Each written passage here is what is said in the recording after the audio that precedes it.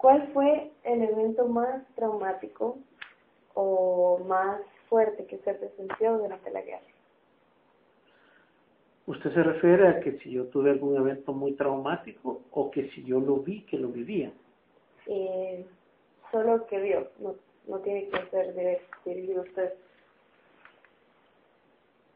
Bueno, para mí el efecto más dramático que pude vivir en el tiempo de la guerra fue una vez que estábamos en una hacienda que teníamos en el Bajo Lempa,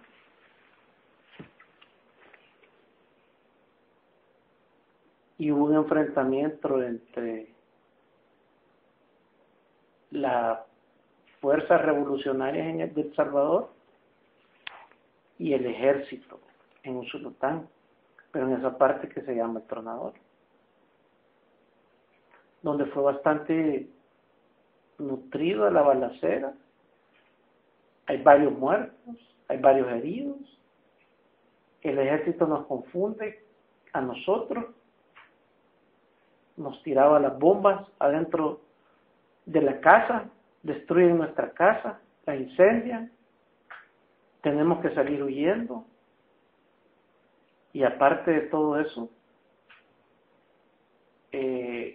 mataron a nuestros miembros de nuestros empleados, de la familia de nuestros empleados. El ejército los asesina vilmente después de que había pasado toda la balacera. Y para mí eso se convirtió en un trauma bastante fuerte, donde el ejército había abusado de su autoridad por esa matanza que hubo, porque quemaron nuestra casa pensando otras cosas, se robaron nuestro ganado, se llevaron un montón de cosas nuestras. Uh-huh.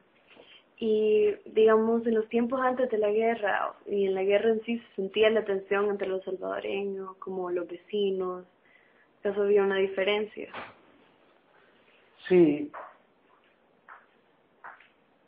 la gente vivía muy nerviosa, muy preocupada. Pasábamos pendientes de los radios, de las noticias. El lugar donde yo me crié, que fue en el oriente del país, nunca había agua, nunca había energía eléctrica, nunca había teléfono, dinamitaban las torres telefónicas, las torres eléctricas, y por ende se iba el agua. Pasábamos muy pendientes y sí se vivía una zozobra. No sabías si salías de tu casa y mañana regresabas, no sabías, era tan difícil. Digamos, en el caso de la prensa o de los periódicos, de la radio, ¿qué tipo de cosas podían poner? ¿O acaso se limitaban sabiendo que los podían matar si publicaban algo demasiado que de izquierda o derecha? Lógicamente que era un régimen militar en el que vivíamos, y el que hablaba algo y no le gustaba al régimen, lógicamente lo desaparecía. O sea, no era una prensa libre, no existía democracia, hasta que llegó el régimen de Napoleón Duarte, que democratizó prácticamente la radio, la televisión, la prensa, que ya uno podía vivir en democracia, como en este momento, que le podemos decir lo que queramos al presidente por la televisión, por la radio, por donde queramos. Ese era el ambiente que se buscaba y es lo que está viviendo ahora el país. Pero sí era muy difícil. Pero digamos, si había una matanza y mataban que muchas personas, ¿acaso el periódico publicaba eso o lo obviaba? No lo publicaba. Llegaba el ejército, si la gente caía en la ciudad, los universitarios y todo, llegaba el ejército, llegaban los bomberos con los carros bomba, lavaban las calles, recogían a los muertos,